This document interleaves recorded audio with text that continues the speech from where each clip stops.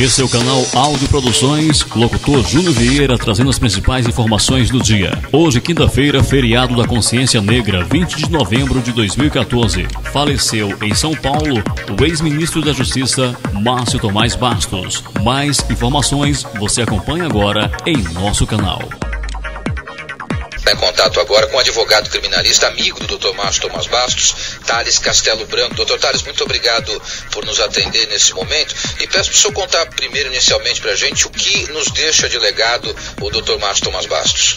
Eu, em primeiro lugar, devo declarar que estou realmente muito comovido, muito triste.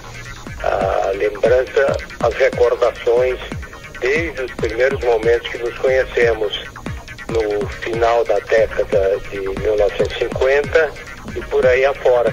E além desse grande valor humano dele que o senhor destacou, o que o fazia um grande advogado, um grande jurista, Dr. Thales? Ele tinha duas qualidades imprescindíveis para um grande advogado. Ele escrevia bem e falava bem. Então ele foi um excelente advogado no júri e era também um excelente advogado quando arrazoava, quando escrevia.